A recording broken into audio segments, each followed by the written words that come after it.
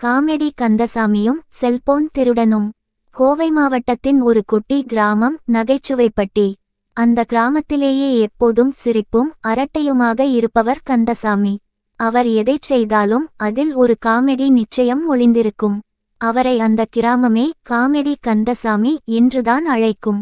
ஒரு நாள் கந்தசாமி சந்தைக்குச் சென்றுவிட்டு வழியில் ஒரு டீக்கடையில் அமர்ந்து தனது புதிதாக வாங்கிய டச் ஸ்கிரீன் செல்போனை பார்த்து பெருமையாக சிரித்துக் கொண்டிருந்தார். அவருக்கு டச் ஸ்கிரீன் என்றால் என்னவென்று சரியாக புரியாது. அப்போது டீக்கடையில் அமர்ந்திருந்த ஒரு திருடன் கந்தசாமியின் விலை உயர்ந்த செல்போனை கவனித்தான். செல்போனை திருட இதுதான் சரியான நேரம் என்று நினைத்து திருடன் மெதுவாக கந்தசாமியின் பின்னால் சென்று சத்தமே இல்லாமல் போனை பறித்துக்கொண்டு ஓடத் தொடங்கினான். கந்தசாமி அலறி அடித்துக்கொண்டு எழுந்தார். ஆட்டோ திருட்டு, ஆட்டோ திருட்டு என்று கத்தினார்.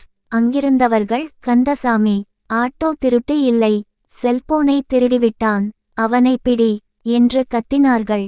கந்தசாமியோ ஓடிக்கொண்டிருக்கும்போதே அந்த திருடனை பார்த்து சத்தமாகச் சொன்னார். ஏய் திருடா, நிப்பாட்டு, உனக்கு இந்த செல்போன் வேணும்னா வெச்சிக்கோ, ஆனா அந்த டச் ஸ்கிரீன்ல இருக்கிற என் கை ரேகையை துடைச்சிட்டு போடா, இல்லேன்னா என்னோட ரகசியங்கள் எல்லாம் உனக்கு தெரிஞ்சு போயிடும். திருடன் ஓடிக்கொண்டிருக்கும்போதே இந்த கூற்றை கேட்டு ஒரு கணம் குழம்பி நின்றான். டச் ஸ்கிரீனில் கைரேகை ஒட்டிவிட்டதால் ரகசியம் தெரிந்து விடுமா என்று யோசித்தான். அங்கிருந்த கிராமத்து மக்கள் விழுந்து விழுந்து சிரித்தார்கள். திருடன் குழப்பத்துடன் சற்றும் யோசிக்காமல் உடனே அந்த போனை ஒரு துணியால் துடைக்க ஆரம்பித்தான்.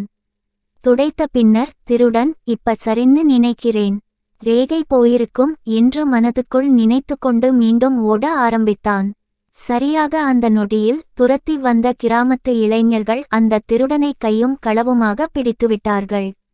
அவனை கூட்டி வந்து நிறுத்தியபோது இளைஞர்கள் கந்தசாமியிடம் கேட்டார்கள், என்ன கந்தசாமி, செல்போன் திருட்டுன்னா போச்சு போச்சுன்னு கத்துவீங்க, டச் ஸ்கிரீனை துடைச்சிட்டு போடா ன்னு கூச்சலிட்டீங்களே ஏன்?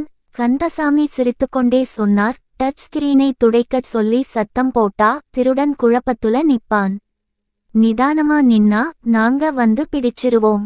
பாத்தீங்களா, இவ்வளவு ஈஸியா பிடிச்சிட்டோம். அது தான் என் காமெடி ஐடியா. கிராமத்து மக்கள் அனைவரும் கைதட்டிச் சிரித்தனர். திருடன் தான் இந்த கிராமத்துல திருடுறதை விட வேற எங்கேயாவது போய் ஆட்டோ ஓட்டிடலாம் என்று புலம்பித் தவித்தான்.